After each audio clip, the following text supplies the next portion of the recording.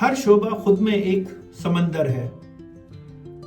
ہر جو فیکلٹی ہے، ہر جو ڈسپلن ہے، وہ خود میں ایک سائنس ہے.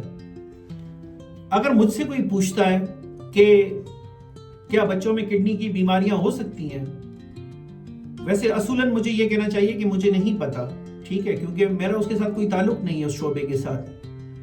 لیکن مجھے ہرگز یہ بھی نہیں کہنا چاہیے کہ ہاں میں نے جب MBBS کے انڈر گریڈ میں یہ پڑھا تھا کہ اس میں 4 یا 5 بیماریاں ہوتی ہیں. نہیں، وہ جو نالج ہوتا ہے کافی لیمیٹڈ ہوتا ہے، ٹھیک ہے. That is nothing.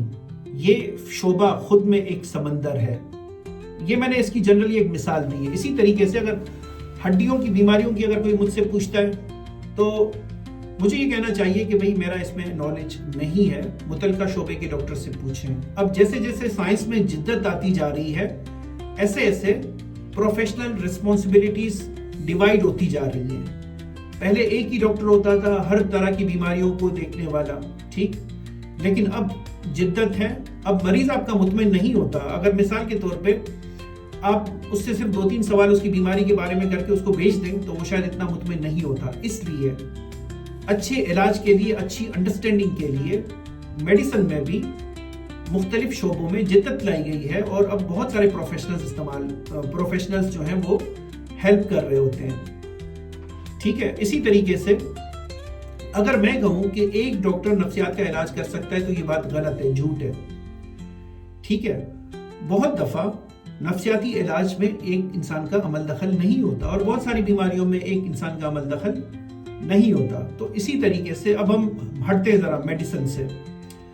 اگر مجھ سے کوئی گاڑی کے بارے میں پوچھتا ہے تو میں کہوں یار گاڑی میں تو انجن ہے اور ایکسل ہے اور کچھ بھی نہیں ہے. ایسا ہرگز نہیں ہے. وہ خود میں ایک فیلڈ سمندر ہے، ٹھیک ہے.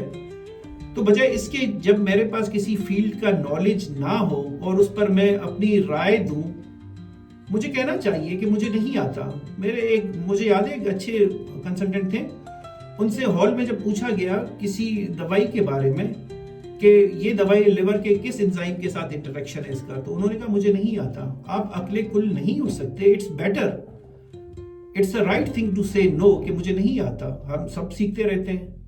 آپ یقین کریں اگر آپ خلوص نیت کے ساتھ آپ پیشنٹ کے سامنے بھی کہیں کہ مجھے اس کا اندازہ نہیں ہے، let me look into it, آپ اس کو بٹھائیں، اس وقت بھی سرچ کر سکتے ہیں.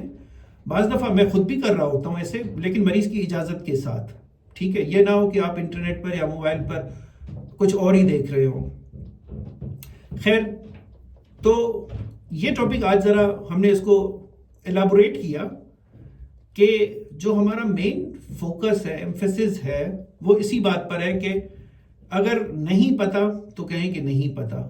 اگر پتا ہے تو کہو کہ بھئی مجھے اتنا پتا ہے، اس سے زیادہ مجھے نہیں پتا، ٹھیک ہے. اچھی سیلف اسٹیم کے ساتھ. ضروری بھی نہیں ہے کہ ہر دفعہ کہیں کہ مجھ غریب یا مجھ ناچیز جیسے ٹریڈیشنل جملے کہنے کی ضرورت نہیں ہے. بس ایک اچھے کانفیڈنس کے ساتھ کہیں کہ یار مجھے تو اس کی 2-3 باتیں بتائیں اور مجھے نہیں ہے علم، ٹھیک ہے. کسی ریلیونٹ انسان سے آپ پوچھ سکتے ہیں، اس کو پتا ہوگا اس چیز کے بارے میں.